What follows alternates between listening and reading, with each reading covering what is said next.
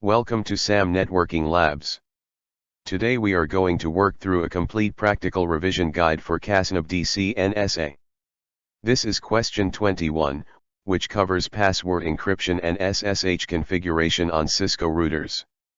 This practical is designed to test your ability to design a network topology, configure IP addresses, test connectivity, demonstrate password vulnerabilities, harden security, and configure secure remote access using SSH. We will go through every step in detail so you understand both the procedure and the reasoning behind each configuration. This practical scenario involves two company routers connecting two departments. Router X and Router Y are connected through their Gigabit Ethernet interfaces. Router X has interface Gigabit Ethernet 00 with IP address 10.0.01 and a subnet mask of 255.255.255.0. Router Y has interface Gigabit Ethernet 00 with IP address 10.0.02 with the same subnet mask. The objectives are to create the topology in Cisco Packet Tracer, configure IP addresses, test Layer 3 connectivity, demonstrate password vulnerability using plain text passwords, harden the routers by encrypting passwords, attempt remote access using telnet and show failure, configure SSH securely, and finally verify SSH remote access. Let us begin with part A, which is designing the network topology. This part is worth 2 marks. You need 2 Cisco routers, for example the 1941 router model, and 1 copper crossover cable. The physical design is straightforward. Router X connects to Router Y through their Gigabit Ethernet 00 interfaces. Router X has the IP address 10.0.01, and Router Y has the IP address 10.0.02. In Cisco Packet Tracer, launch the application and drag 2 routers into the workspace. Rename the devices by clicking on Router X, going to the Config tab, and changing the display name to Router X. Repeat the same process for Router Y. Then select the Connections option, choose Copper Crossover Cable, and connect Router X Gigabit Ethernet 00 to Router Y Gigabit Ethernet 00. The topology is now complete. Now we move to part B, which is configuring IP addresses. This part is worth 4 marks. Start with Router X. Enter the command line interface by typing enable to enter privileged exec mode, then configure terminal to enter global configuration mode. Change the host name to Router X using the host name command. Then configure the interface by typing interface Gigabit Ethernet 00. Assign the IP address and subnet mask with the command IP address 10.0.01255.255.255.0. Bring the interface up with no shutdown. Exit the interface configuration and save your work with copy running config startup config. Move to Router Y. Follow the same process. Enter enable, then configure terminal. Change the host name to Router Y. Configure the interface with IP address 10.0.02255.255.255.0. Use no shutdown to activate the interface. Save the configuration. Verify interface status on both routers using the command show IP interface brief. On Router X, you should see Gigabit Ethernet 00 with IP address 10.0.01 and status up and protocol up.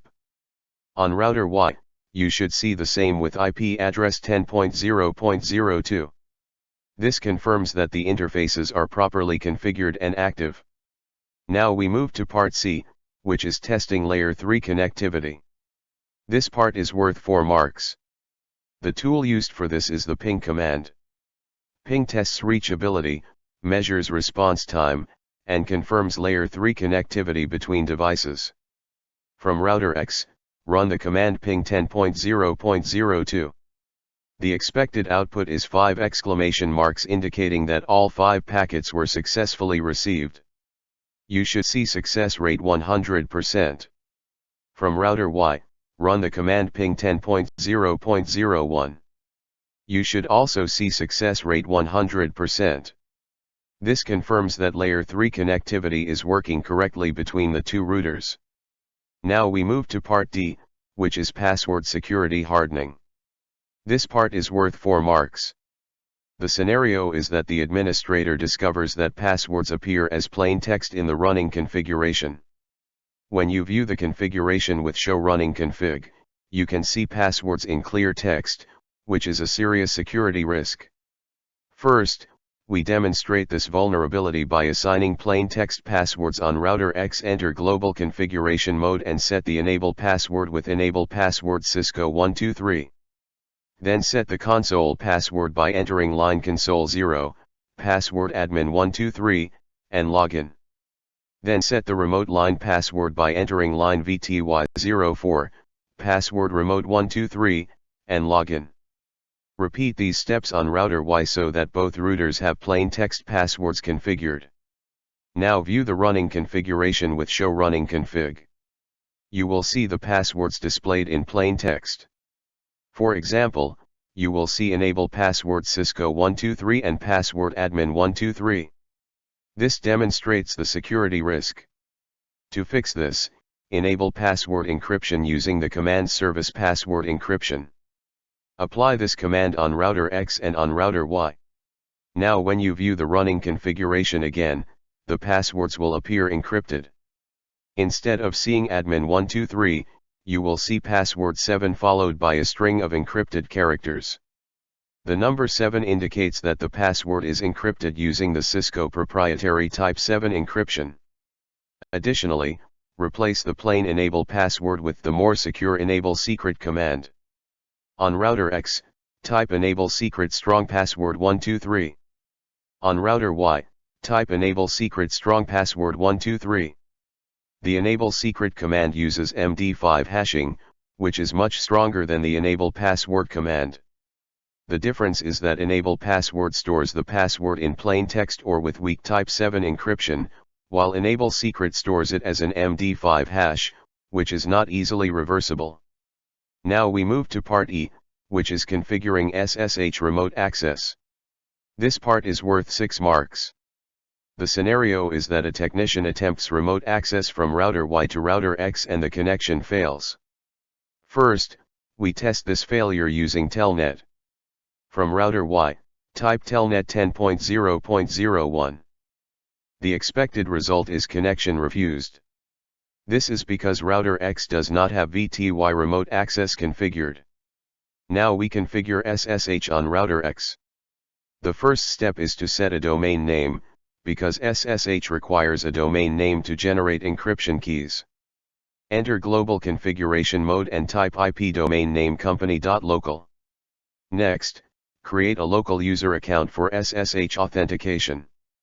Type username admin privilege 15 secret admin 123. The privilege 15 gives the user full administrator access, and the secret keyword ensures the password is encrypted. Now generate RSA encryption keys for SSH. Type crypto key generate RSA. The router will ask how many bits to use for the modulus. The default is 512, but this is considered weak. We recommend either 1024 or 2048. Type 1024 or 2048 and press enter. The router will generate the keys. Enable SSH version 2 with the command IP SSH version 2. Version 2 is more secure than version 1 because it includes enhanced security features and resists man-in-the-middle attacks. Now configure the VTY lines for remote access. Type line VTY04. Enable local authentication with login local. This tells the router to authenticate users against the local user database we created. Then allow only SSH by typing transport input SSH. This prevents telnet connections and only permits SSH. Exit the line configuration. Save your configuration with copy running config startup config. Now verify the SSH configuration. Use the command show IP SSH. You should see that SSH is enabled and is using version 2. You can also check the users with show users and verify the RSA keys with show crypto key mypubkey RSA. Finally, test SSH remote access from router Y type SSH /L admin 10.0.01. The -L stands for login, followed by the username admin. The router will prompt for the password. Enter admin123. You should now see the router X prompt, indicating successful secure remote access. For final security verification, check the running configuration on router X. You should see that the enable secret password appears as a type 5 encrypted password, and the username secret appears as a type 5 encrypted password. The show IP SSH command should confirm that SSH is enabled and using version 2. Let me summarize the complete practical flow.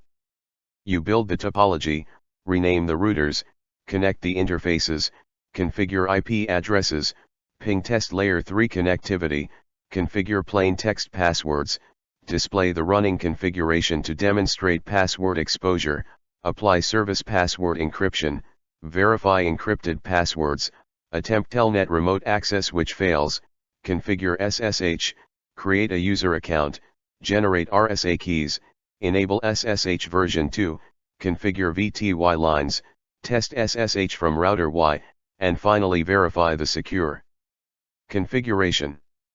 For examiner key points, remember these commands. Use IP address to assign an IP address. Use no shutdown to activate an interface. Use ping to test connectivity.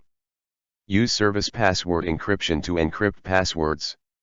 Use enable secret to secure the privilege password. Use username admin secret to create an SSH user. Use IP domain name to set the domain. Use crypto key generate RSA to generate encryption keys. Use IP SSH version 2 to enable SSH version 2. Use transport input SSH to allow only SSH connections. And use login local to authenticate users against the local database. This practical covers the full 20-mark workflow exactly as a Kasneb ccna simulator practical answer. It is designed as a real lab walkthrough that you can follow step by step in your own Cisco packet tracer environment. Thank you for joining me today at SAM Networking Labs. Good luck with your exam.